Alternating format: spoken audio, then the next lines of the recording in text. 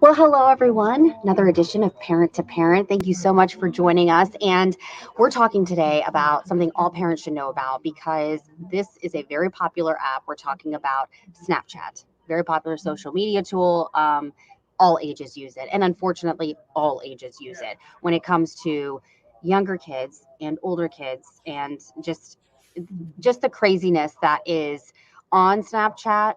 Um, I wanted to show you something that caught my attention. I know Titania Jordan. We've interviewed with her before, and she will be on in just a second. But this is the clip that she posted in part on on her Instagram page about Snapchat. So, how would a stranger be able to see a minor's photo on Snap? And is there a way for kids to post photos on Snap that anyone in the world can see? The answer is yes. She could have either added him as a friend or posted a photo publicly on her Snap Map. Either way, don't be fooled by Snapchat's lame attempt at Family Center. They are not prioritizing our teenagers' safety. Okay. Yes, Snapchat not prioritizing your teenager or your child's safety. That's a pretty bold statement, and it does seem to hold true because there was an incident. And I'm going to bring in Titania now. Titania, thank you so much for joining us. Absolutely. Thank you for having me and thank you for covering this. It's critical. It really is because it's gotten out of hand, and I have the picture of this guy. If you want to just explain what happened, and this was over in Georgia, so this is the or Florida, Florida, Brevard yeah. County, yeah, Brevard County. Right there, you can see the Facebook page. So, what exactly happened? Yeah, so typical 14-year-old teenage girl behavior. She's on Snapchat. She posted a photo. We don't have clarity on where she posted it, but consulting my expert, Snapchat user, my own 15-year-old son, I showed him the story and I was like, what are the possible ways this could have happened? And essentially, either she quick added him and so now he was part of her contacts and he could see any photo she posted, or she posted a photo publicly on Snap Maps and was not on ghost mode. So anybody that can access Snap Maps could see her photo. So this man saw her photo and began messaging her. She then realized that he was 20, not 14 or anywhere near her age. She stopped responding. I don't know how much time elapsed. I think it was a few months later. But then he picked back up communications and was demanding nudes and saying that if she did not send nudes, he was going to go to her house within the hour because he knew where she lived because of Snap Maps, rape her, kill her, and then harm her family. Wow. Yeah. And that's, I mean, what do you do in that situation? Because you might be just innocently trying to do stuff, which is normally the case, right? You're just kind of chatting with your friends and everything.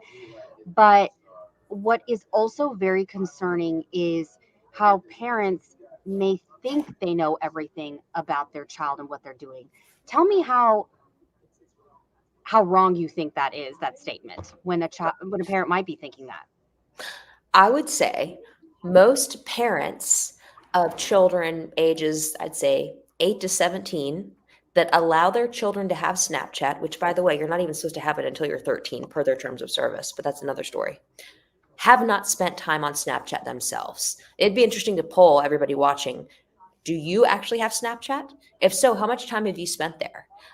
Do you know about the vault portion of it? Do you know about Snap Maps and how anybody can see your real-time location zoomed down to the specific detail of the outside of your home, school, church, etc.?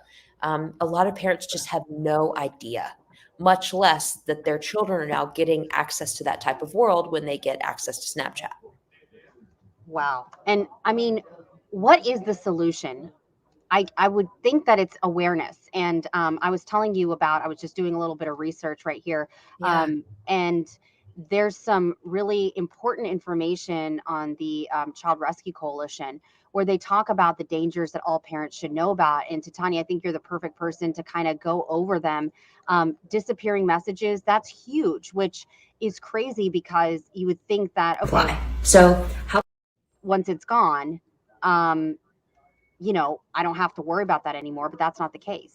Yeah, this is such an important thing to talk about with kids because regardless of if it's happening on Snapchat or not, we know based on our data at Bark that sexting is the new first base. And the rate at which children are sending or receiving nudes is much higher than anyone might think. And by children, I mean 8, 9, 10, 11, 12, not just teenagers.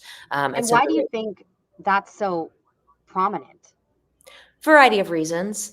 Um, I mean, if you're a child and you have a device that can take photos or videos, it's just a matter of time before you experiment, get curious with what it can do. Perhaps there's peer pressure. There's age appropriate sexual curiosity, and then there's more. Um, and so children are being pressured to send nudes. Children feel pressure to comply even if they don't want to, because if they're interested in somebody, if they don't send a nude, then that person's just going to move on, dump them and move on to the next person who will, or they'll just go online and find very accessible pornography.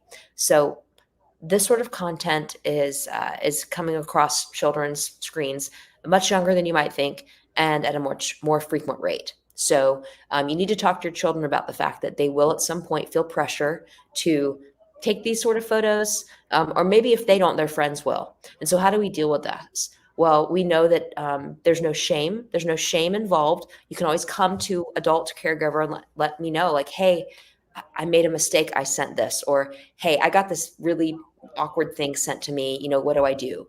Just know that there's no shame or stigma in talking about these issues, right? Because they're not alone. It is happening. The next thing to do is know the legal ramifications. And so, in most states, it is illegal to be in possession of or distribute, which means receive or send photos or videos of children that are sexually explicit, i.e., nude.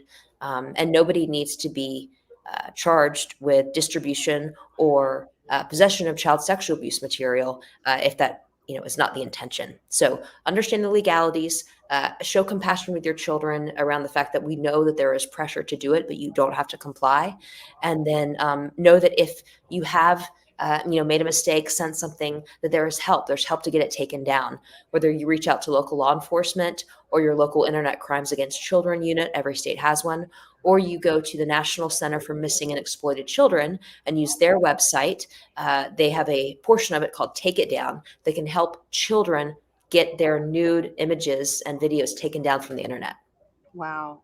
Well, when you talk about the quick ad feature, Yeah. tell me what that's all about.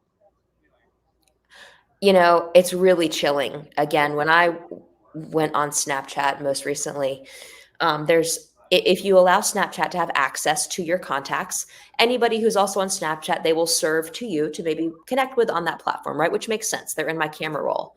But what's creepy is that they go a step beyond, and it's friends of friends. So you'll start to see people, and the way they've designed the UI, the user interface, you think it's people that you already know that you might start adding, but really it's not people you know. It's people that your friends know that you're not yet connected with because Snapchat's trying to grow their social graph.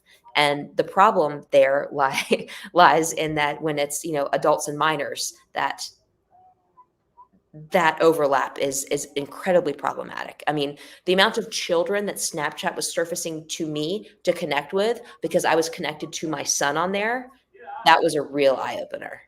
Wow. Yeah. And what about the geolocation? Because that's another thing. Yeah. I mean, a lot of us know you can go on Google Maps to see the clear exterior of a house or school or building, right? Hmm. Like it's crystal clear where that person is if they're at that address they gave you. Snapchat, very similar.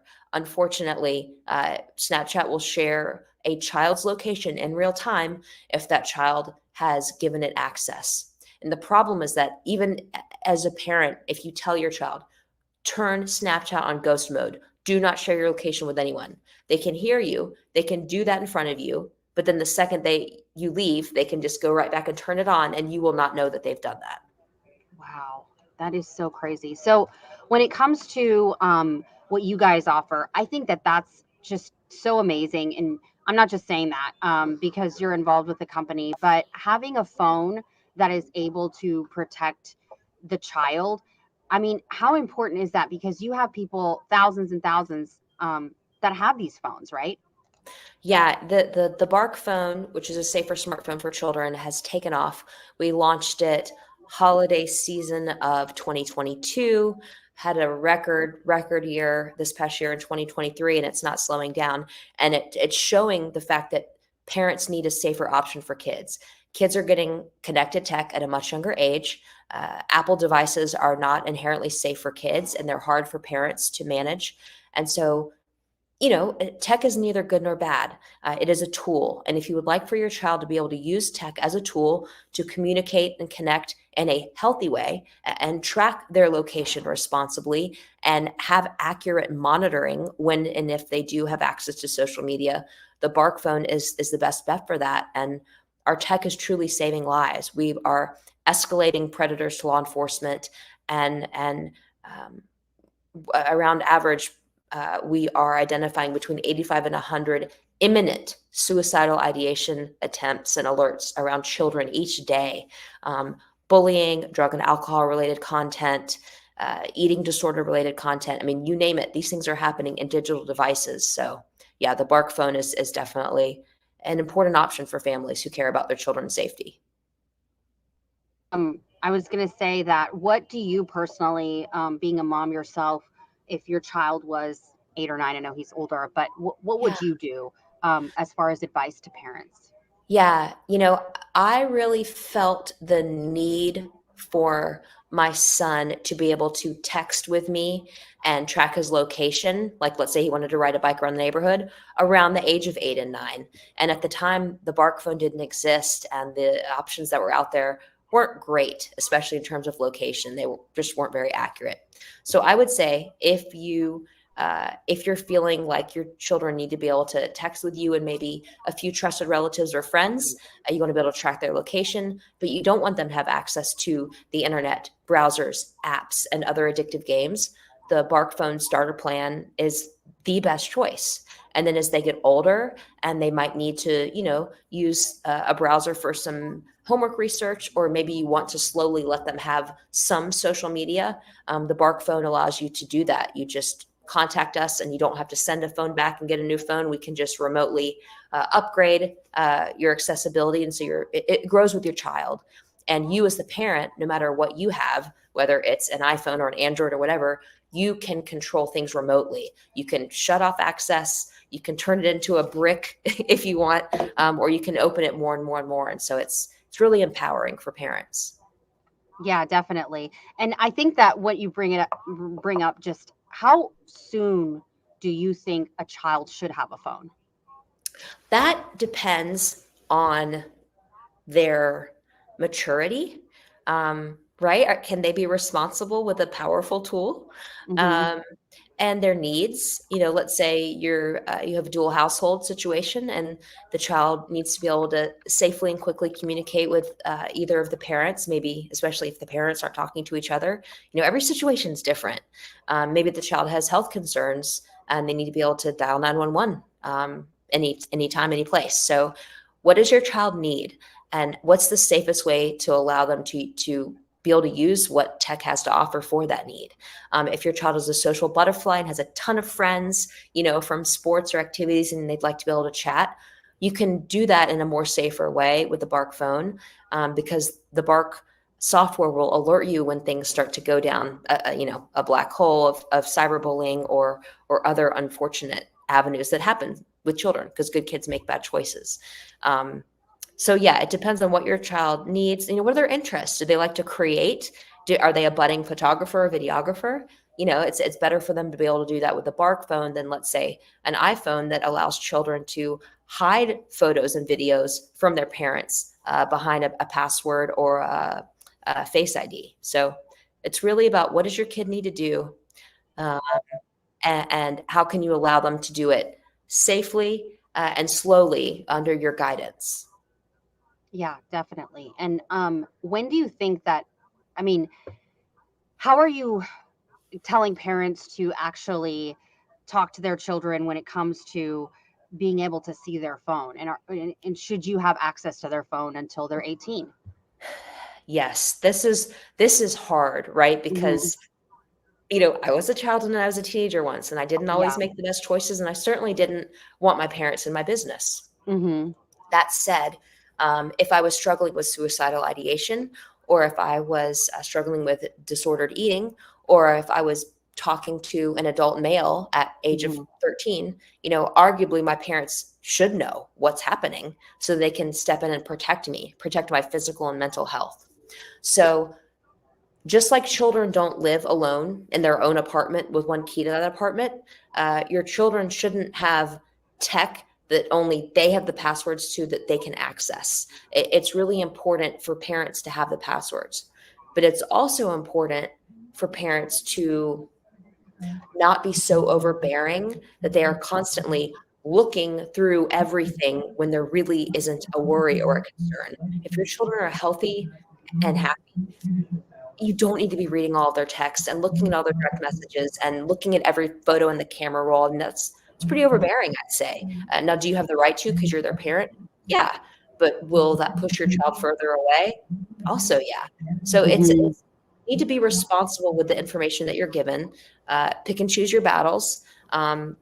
Use software like Bark if you don't have the Bark phone.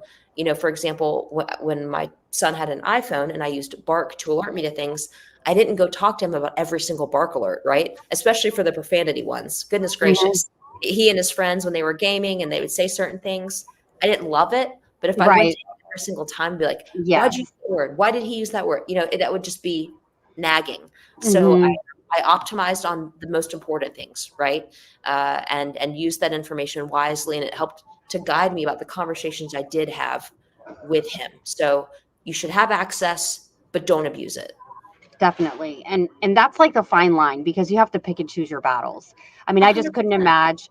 imagine. I mean, when I was in school, my parents got me the it was like the regular phone, but they had a phone card like you only got 20 minutes or something. So, I would go behind their back and buy more phone cards and all that, but that was like no, images. There was no like camera or anything like that. So I just can't imagine. And I know that parents have shown concern about their teenager who's 15 or 16 Mhm. going into high school. And it's like, I want to see your pictures. And, you don't, it, it's just such a hard line. And I guess, like you were saying, curse words, obviously you don't like that, but it's like, all right, I'm just going to let that go. And we're not going to, you know, talk about that when there's something that might actually hurt you or lead to something worse. That's kind of the precedent that you set there. Exactly. And when he was 9, right? And if he were Mhm. to drop, an explicit or profane or derogatory term, that'd be a different conversation, right? But Right. at 15, I'm worried about, mental and physical health, and just bigger Yes. things, right?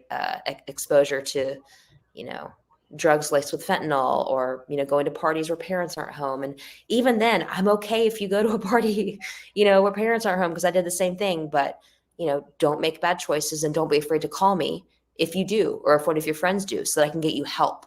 I don't want Hmm. you to hide in fear or shame, because I expect that you will make bad choices. Like, you are not perfect. You are a human and you are still a child.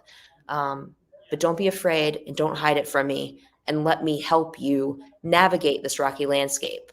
I'm not going to remove every boulder from your path, but I am here to help you. Yes, and I think that's so important. And parents might be listening, thinking, well, I mean, if they get in trouble, they get in trouble. I mean, I just don't have time to do all this and monitor all this and everything.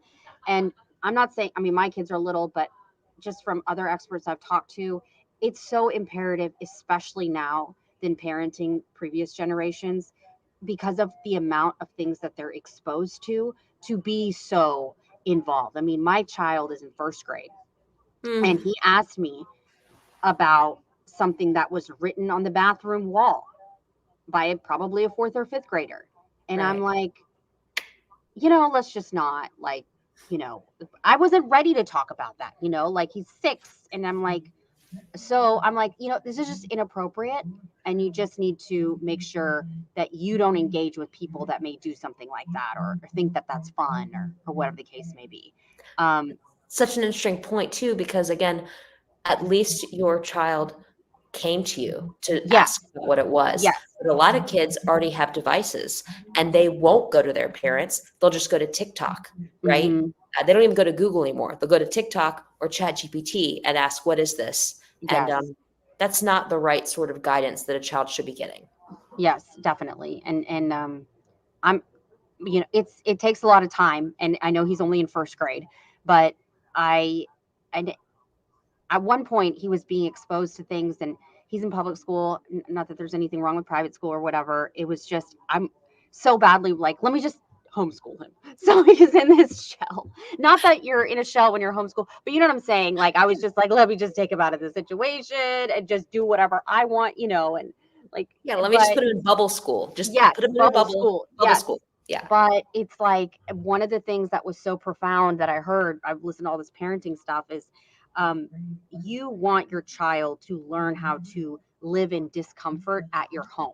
So, whenever your child has a problem, you want to just fix it. And it's Mhm. like if your child feels jealous, separation anxiety, all these feelings, you just let them feel those things and live in that, so that Yeah, out in the real world they know what to do. So that really has helped me out, for people with young children. But I think that being them knowing that you're there for them is the biggest thing, because then you can help them out. And I absolutely. wouldn't say that my parents were the same way. Like, I didn't know that. I was just like, I could never tell them. No, they would kill me. Yeah, right. Exactly. I've So, over-indexed on making sure my son knows he can tell me anything, right, and right. that's really all you can do. Yes, definitely. Well, Titania, thank you so much for taking the time to talk to us about this. I know you talk on several other topics, and it's just so crucial for parents to know about this, because you don't want it to be too late, or your child stuck in a situation and something they can't get out of. So thank you so, so much. Absolutely. Thank you for having me, and everybody go talk to your kids about this. Yes, definitely. And that's the directive I'm going to tell all of you to do. Thank you so much for joining us on this edition of Parent to Parent. If you have any questions, please let me know. You can always email me, rashi.bats@fox.com. Until next time, we'll see ya.